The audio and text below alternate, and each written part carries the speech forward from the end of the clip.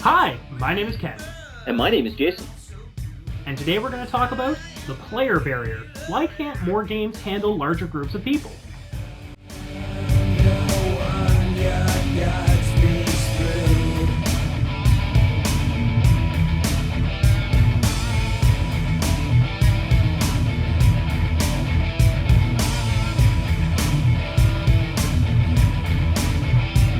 So, welcome to the third episode of Unboxed. Hopefully, this episode we're going to have something to talk about. This is probably going to be a little shorter than we would like our regular episodes to be, but we'll see where we get to. Just thought we'd mention that we are actually officially on iTunes now. So if you look for us by Two Guys and Some Cardboard Unboxed, TGASCB Unboxed, you should be able to find us. Hopefully. If not, I'm kind of afraid. But you can always look in our YouTube show notes as well. I'll definitely have a link out in there. I've actually been trying to put links to relevant things as we get them in there. And so by the time this episode drops, we've realized that it's actually going to be after the Winter 2012 Boardgasm. So yeah, hopefully things will have gone well. Hopefully. Who knows? I'm assuming they will. They usually do. They generally tend to go over fairly well. Yeah. Yep. And the next event for us is going to be probably in the summer. Although we're thinking about doing an event in the spring, we'll have to see about that. We'll keep you posted anyway. For sure, we've been trying to consider the option of having 4 events a year as opposed to 2 events a year, because we started with 1, then we went up to 2. 4 is obviously the next place we're going to have to go to. So eventually it's going to be 8 though. So maybe we'll have to cut it 4. We also, just as a reminder to anybody who didn't hear our show last time, or heads up to anybody who didn't hear the show last time, or just a reminder to those who did, Halifax Game Nights is having events on the 14th, 21st, 22nd, and 29th of February. They actually gave us a better web address for them. You can actually reach them at www.hfxgamenight.ca. That's also going to be in the show notes there. So that's a little better than meetup/473 or whatever I said last time. So that's always good. So as far as board gaming news goes, the Nuremberg Toy Fair actually just happened. That was February 1st through the 6th. We actually forgot to mention it last time, but this is something that kind of usually aims more at things that are marketed towards children. But there are actually quite a few that are marketed towards adults. There's a lot of pretty big name game designers there that are showing off prototypes and all kinds of cool stuff. So I believe Ken had a few that he wanted to mention. Yes, specifically, as always, I'm going to pick out the fact that there is a new Agricola game that's actually being put out from Lookout Games. Shocking. And yet again, what's that? I said shocking. Shocking, I know. This is a stunning realization to most people. It's actually going to be designed by Mr. Rosenberg, yet again. It's intended to be sort of a distilled version of the original game, and I believe the translation went something to the effect of The Farmers and Love of Animals. But the actual German is Agricola die Bauern und das Liebwei, which is probably very butchered German, so apologies there, but the Farmers and Love of Animals. So I guess they're actually going to be focusing on animal husbandry from what I was reading about it, which is kind of cool. Because that seems to be what a lot of people who get into the game, the first time, they're like, oh, cute little animals, I want to play with them. And, that's nice that they're actually feeding into that. Another game that just sort of stood out to me when I was going through the list of games from Nuremberg was this game called Edo. You actually play as Japanese feudal lords trying to control land and collect resources. I thought that was a neat game. Doesn't seem to be really too much information past that point, and I don't. This is the bad researcher in me at the moment, I guess, but I don't actually know when either of these games are dropping yet. But those are the ones that stood out to me. What stood out to you, Jason? Well, I focus a little bit more on some things that are very much still in the prototype phase. Yes. There's one actually that Friedman Fries has been working on apparently. Yes. And this is kind of a neat idea.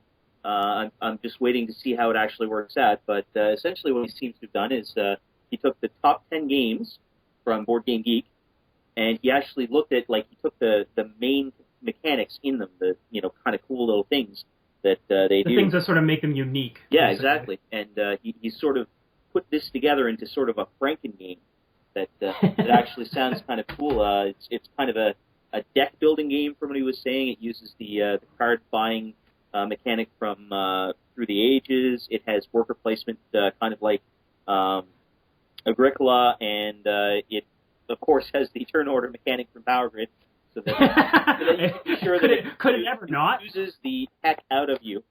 But we love Power Grid. We love Power Grid. oh, we do. But anyway, in addition to that, there's actually a prototype by Rainer Knizia.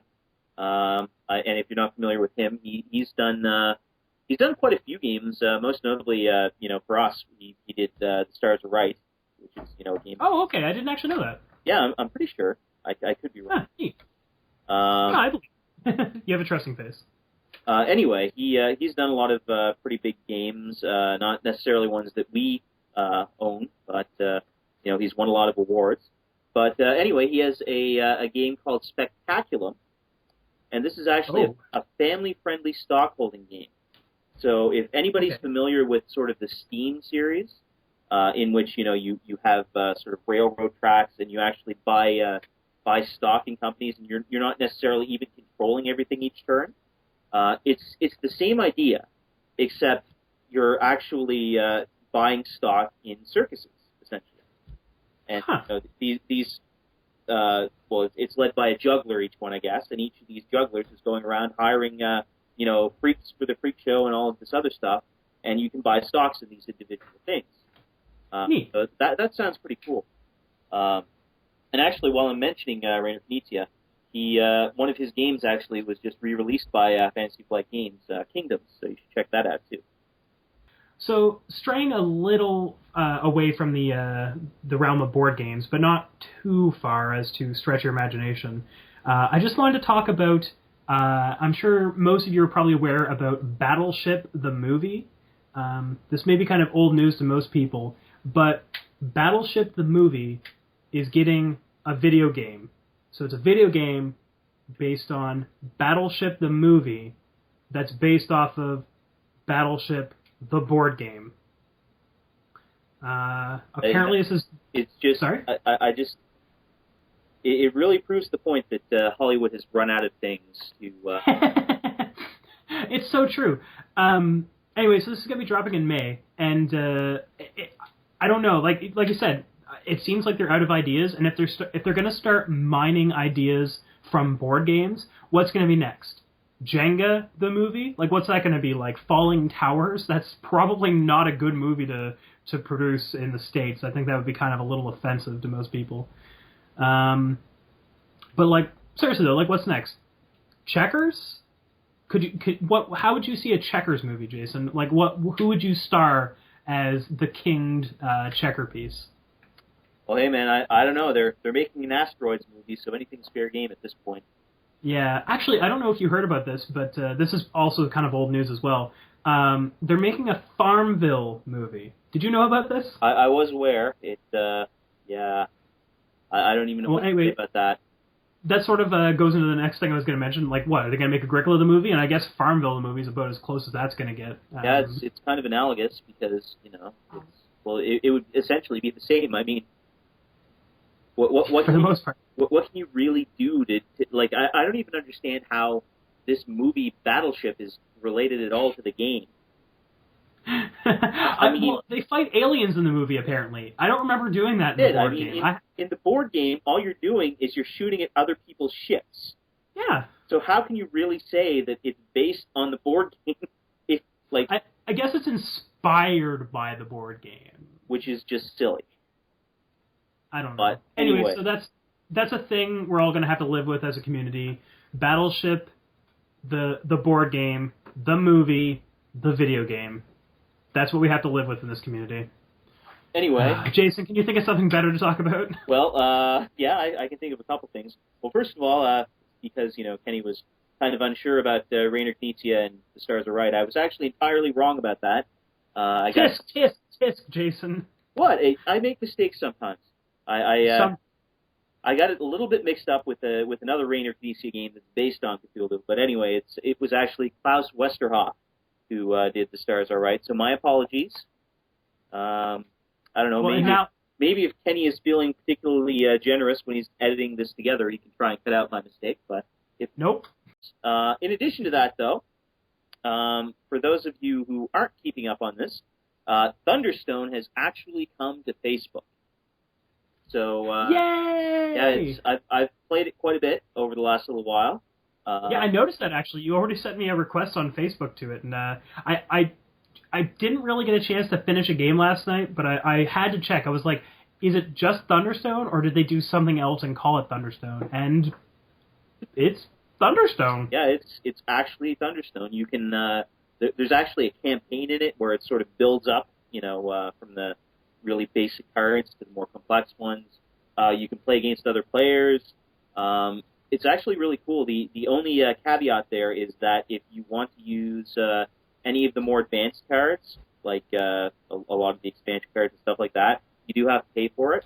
Of course. It's actually pretty cheap, though. I looked into it. I think for the first expansion, it's something like $1.50, and that gives you all the cards from that expansion that you can then use. Well, that beats the $30 $30 to $40 ticket that the that Wrath of the Elements actually has. So yeah, so you can actually go on and you can use the basic cards, like the base set, for free. You can just go on and play. So if you enjoy Thunderstone or you just want to try it out, you can now play that for free on Facebook. So give it a look.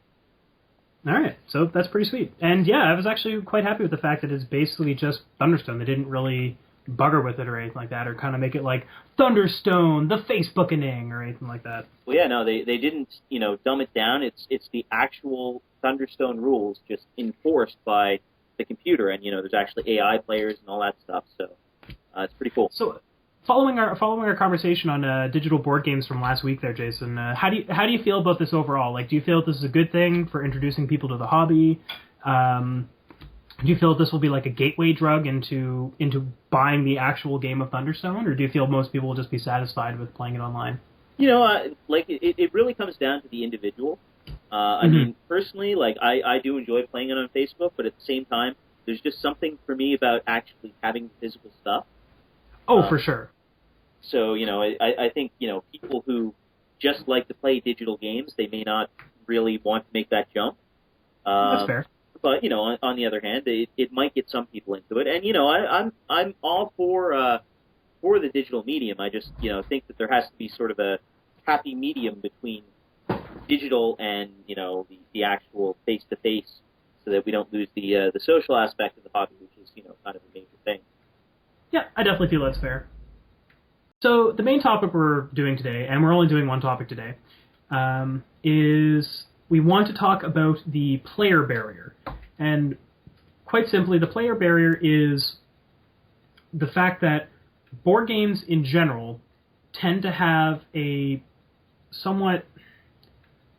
there's a big difference between games as to how many players you can actually have in a game. And it seems to me that most games tend to have 2 to 4 players. That's the running trend from a lot of older games and a lot of current games. And, I mean, quite frankly, when you have a games night, there's not really so many times where you're only inviting 2 or 4 people. And there's a lot of people that may show up. There's a lot of people that may not show up. And you kind of want to have a game sort of set in advance, and it's kind of hard to usually schedule that when you have a bunch of different people. So, well, yeah, especially with our group, because and this is something we kind of very briefly touched on at the end of episode 2 of You Guys Cardboard. But that's right.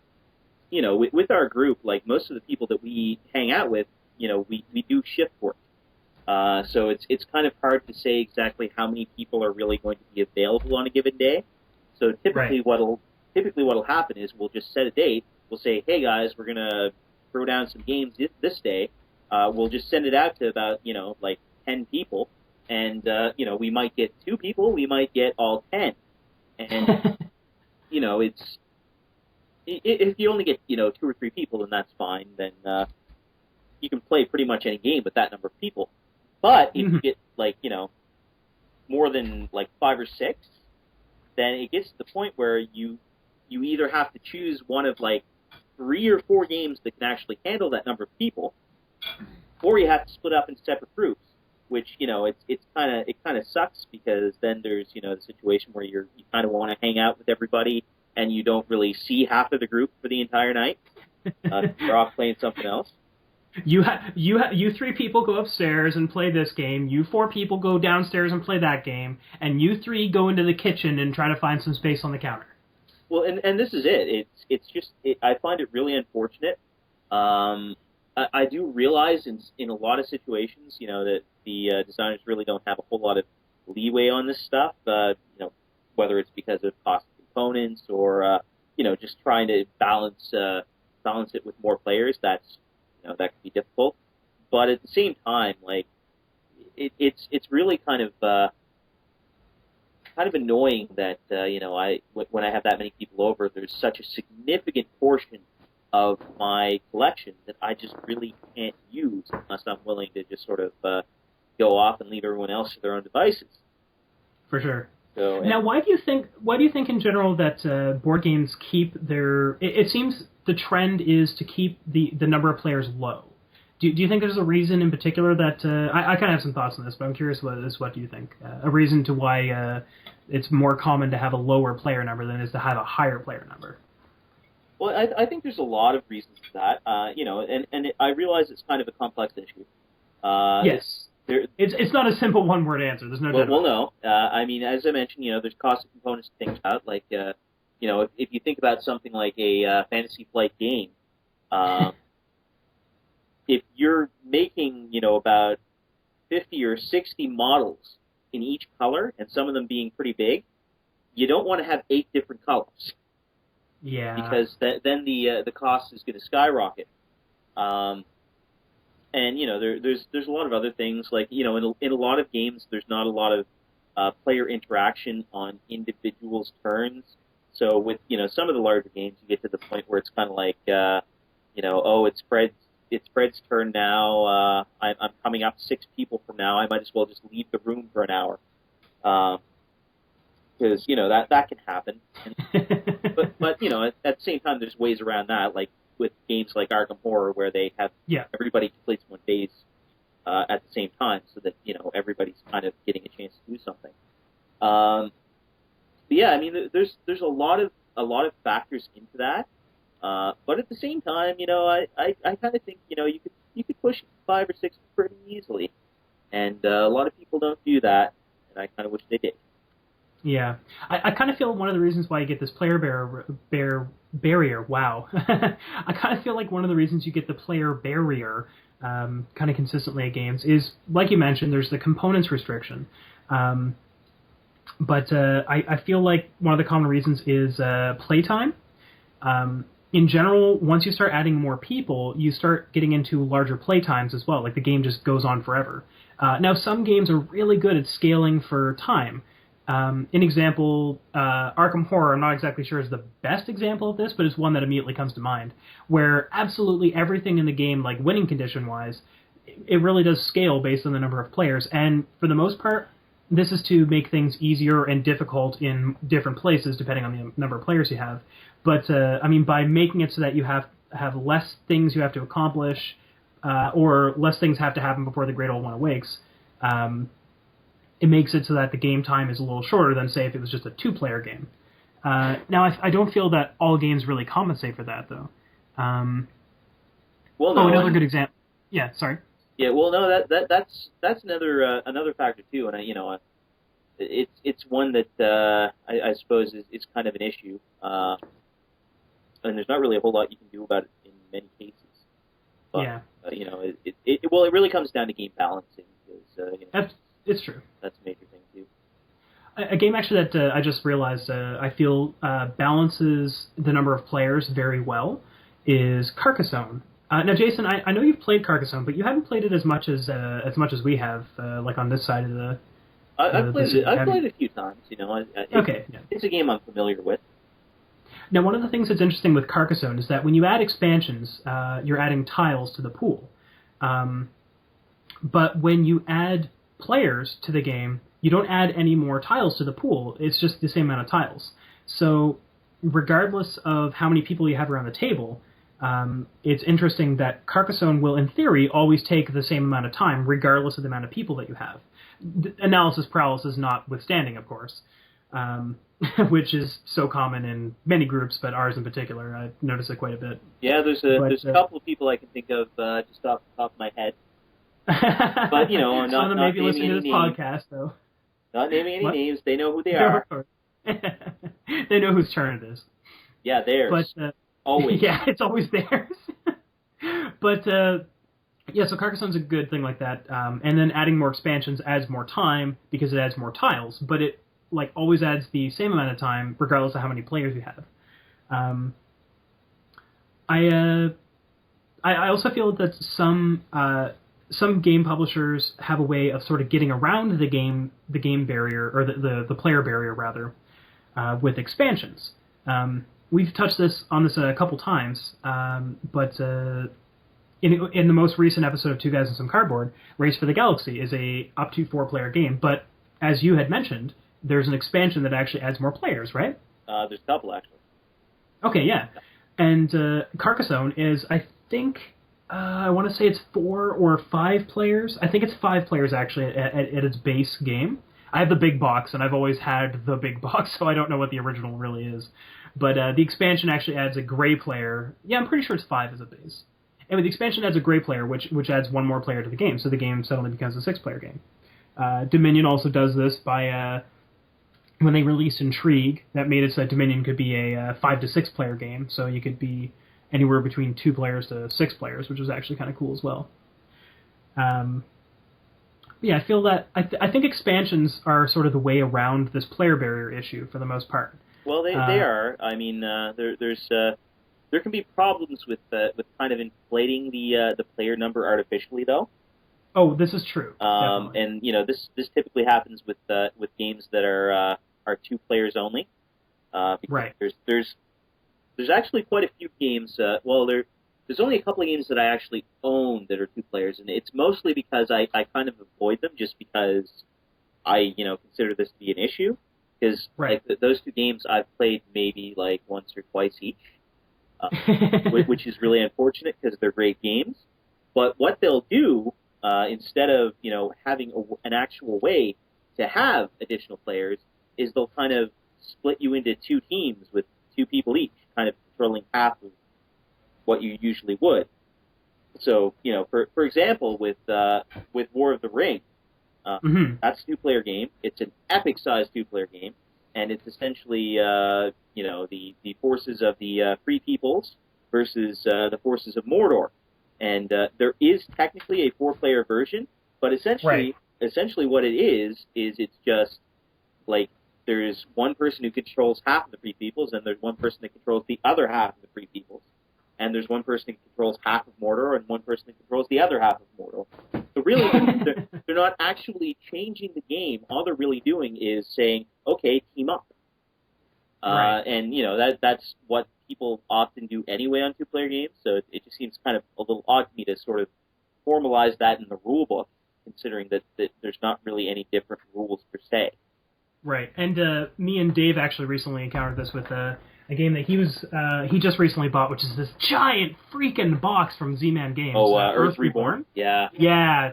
Oh my god, it's such a big game. Really interesting game, by the way. You should try to get a game with him in. It's been on my radar for a while. It's actually one I bet. Buying. I know you love the big games, man. I know you love the big boxes. I do. I'm sure you've been looking at that and you'd be like, ooh, want to try it. Yep. But that game actually has a 3 to 4 player variant as well. And it's not until after you get past the tutorial. Up until that point, it's just a 2-player game. And I think, from what Dave was reading, the 3 to 4 player variants essentially make it so that you're kind of playing individual characters as opposed to playing entire factions. Yeah. And I feel that's enough. That's different enough as opposed to just saying everybody team up. It's still kind of everybody team up, but everybody teams up and takes characters, and they all have their own individual points and stuff that they assign to that character and stuff too. So yeah, and I mean something like that works. I'm not saying the games that have teams are inherently just 2-player games, right? Because there are a lot of games that were designed around the idea of having teams of players.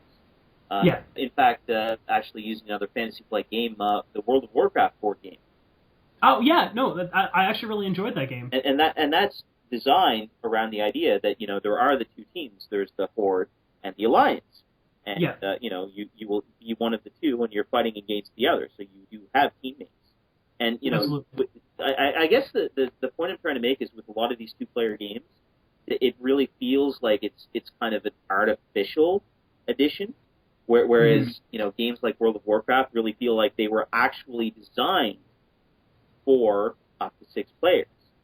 These other Right. ones just feel like they're designed for 2 players, but if you really want to, then you can just sort of have a teammate. Yeah. It's just kind of odd. Another thing I'd like to point out is not just the issue of not being able to allow enough players, but having a very specific amount of players that you can actually use.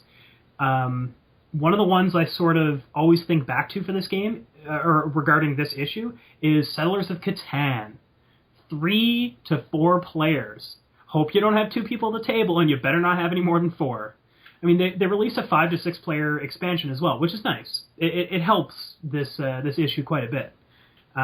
Which it opens the window to 3 to 6 players at that point. But although to be perfectly honest, I don't think I've ever used the 5 to 6 player variant. I don't get to play Catan very often anymore because there's just so many other options out there nowadays. Well, Catan's kind of more of a gateway game anyway. It's true, it really is. And once you're through the gateway, why do you ever go back to the door? Well, this is just it. Yeah. Otherwise, I'd like to get some Catan in actually sometime soon. I think I'm going to have to browbeat everybody into it. That's quite possible. But yeah, no, that's something that kind of annoys me too with a couple of games. I can't really think of any good examples right now, but another one I thought of was Space Alert. Space Alert has a very specific amount of players that you're supposed to be able to use in that as well. It's technically 1 to 4, but I mean, like, or 1 to 5, but as well as I do, Jason, like, the game is made for 4 people. Like, that's what it's made for. 3 people and like 1 person has to get severely handicapped that the team can actually make it. Well, that's a separate issue altogether. Is games that really only play well with a certain number of people. But at least with Space Alert, there are rules in place that you can play with anywhere from 1 to 5 people, and it doesn't feel like it's just crap. And I mean, if you're playing Space Alert, you're used to losing anyway, so. Well, that's fair. You just probably get there a lot quicker. No, the same amount of time. It's still 10 minutes. Either way. Well, no, during the resolution step, that's what takes most time with the game. Oh, that's true, I suppose. Yeah, resolving all that stuff. And if you get to phase 2 and you're dead, well, that's a lot of phases you don't have to worry about. Oh my. All right. Well, I think that's probably good on that part of the topic. Now, moving on from here, where do you think that designers and publishers can sort of improve this issue? How do you think that they can make this it more accessible to allow a more open number of players? Like, let's say, well, how about before we get into that point there, what do you feel is, for the most part, an acceptable number of players to allow in a game? Like, what do you feel is like kind of the limit? What I would personally like to see is for the kind of the average to go from where it is right now, which is about 4, up to 6. I think 6 is and it's not unreasonable either. And I feel that most games that expand up the number of players tend to sort of give you like the up to 6 player option. Like an example, Settlers of Catan has that 3 to 4 player thing, but it allows the 5 to 6 player variant. Dominion, same thing. They have 2 to 4 players and also allows up to 6 with the expansions as well. Yeah, and I think that's good that they're kind of releasing the expansions, but I'd kind of like to see them actually release base games that have that can handle a few more players. Because for sure. Like I said, there are certainly times when we actually have a lot of people at our games nights, and I can understand the problems with having a game that can handle 8 to 10 players. That's a lot of people. That is a lot of people. But there's a lot you have to account for too. Like you have to really have that in your game built in. And I do think that a lot of games would kind of fall apart if you had that many people playing. But That said, I really don't think it's much of a stretch to go up to 6 players, and that's about the average of what we see on our game nights anyway. That's fair. So that's a pretty good amount of people to have sitting around one standard size gaming table. So I think that's really what should be aimed for, and I don't really think it would take a whole lot of effort on the part of designers to do that. I kind of have to agree with you on this one. I think 6 for 6 to kind of be the standard number of players allowed in a game. Now, I mean, obviously, it really depends on the type of game. Like, there's some games that clearly they shouldn't have rather that many players in it. As you mentioned, there's a couple like 2-player games and stuff, and allowing those to go up to 6 players to me would seem like a giant cluster of fudge, to say the least. But yeah, there's some games that like they really don't adapt themselves very well to having that number of players, and I respect the designers for keeping it low as opposed to finagling some rules in there. But usually, what ends up happening is people finagle rules in anyway, so it, in the end, doesn't really matter. I like seeing games that go up to 8. And this is a little less common, but there are quite a few games that actually go up to about 8. I feel 6 is kind of the reasonable line that can be very easily achieved by most games, but I feel 8 is eight's like the new 6. If 6 is the new 4, then 8 is the new 6. If you know what I mean. Well, I mean, I don't know. I think that 8 might be a little bit high for a lot of. Oh yeah, and there's tons and tons of games that would not very well support 8 people. Yeah. I mean, even the games that do support 8 people often tend to get bogged down by long individual turns and stuff. The two offenders, I should say, that stand out in my mind for this are Arkham Horror and Shadows over Camelot. Shadows over Camelot Shadows over Camelot is 7. But it does expand up to 8. They actually released an 8th player in the expansion, if I recall. Well, if you're talking about expansions, then Oh, sorry, that is what I meant. Yeah, I meant with the expansion. I guess Arkham Horror, that's true. Arkham Horror is 8 base. 8. Yeah. So. Arkham Horror, there's ways around it where everybody's kind of taking the same turn at the same time, or the same phase of the round at the same time, and they're all, you're all working together. God damn it, though, Shadows over Camelot is just so in between your turns. Like, I love the game, I really do, but when you start getting a lot of players in it, oh god, it bogs right down.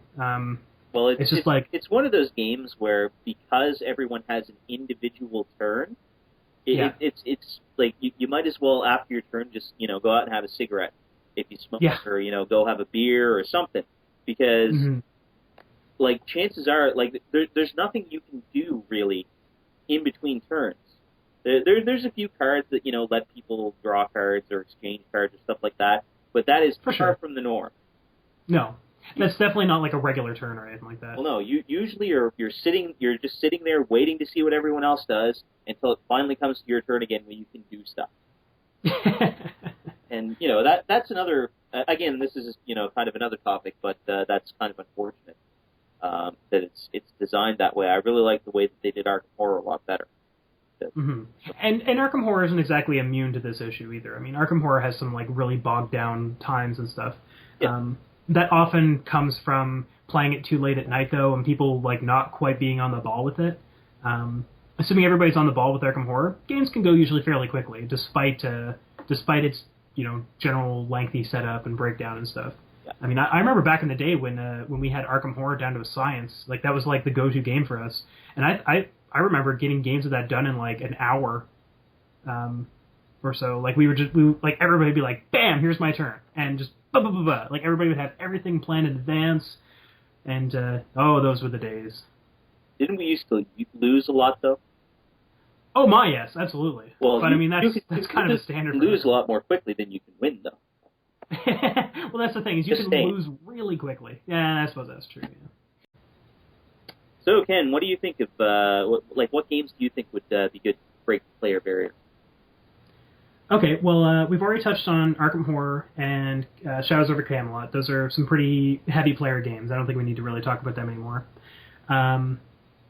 One that I think is really good is it's actually the next episode we're going to be dropping, which is The Resistance.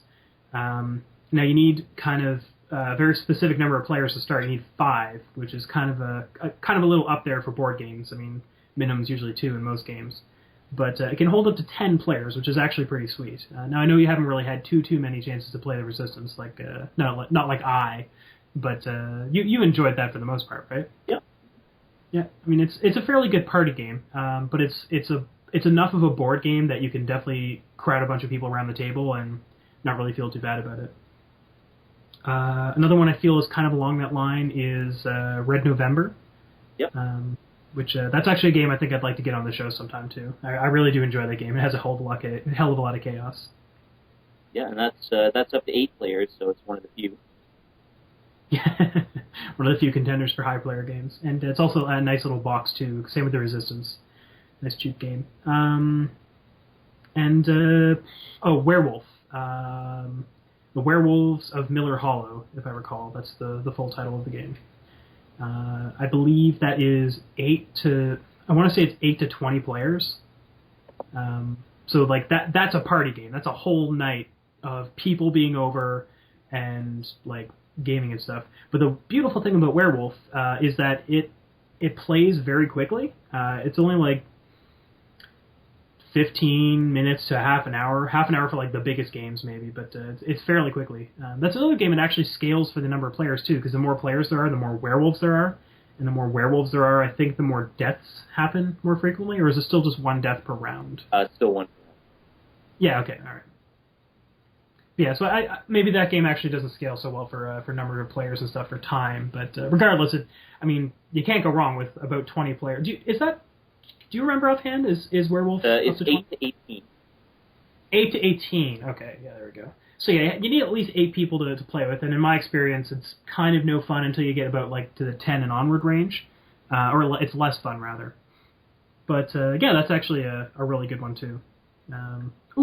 And that's another one that they have you can get on iOS devices, right? You can get the Werewolf on iOS devices. Yeah, I'm pretty sure it's on there. Yeah, so that also makes it fun for someone who doesn't have to be the moderator anymore, so that's always good. If I recall, actually, I believe there was one Games Day, and I think it was when the iPod Touch was a big thing, just coming out, and I think you brought Werewolves on that, like you brought a game, and you had a game of Werewolves going, like everybody was just passing the iPod around the table while it wasn't their turn, and then like whoever, yeah, I actually think it was for Camelot too, if I recall, like. I believe it was Shadows Over Camelot. We were doing that before. Yeah, it didn't work well because we only had about 4 people playing, but... Yeah, well, I mean, that's also sort of a nice thing to sort of idle the time with. That way people are, they're still thinking about gaming and their mind isn't wandering to, like, all the stuff they have to do at home or other things they could be doing or how bored they are. So that about wraps up episode 3. I, hope you kind of enjoyed this. I'm sure you did. Hopefully. Yeah. Regardless, we will probably be back next week with another episode. So until then... See you next time and have good games.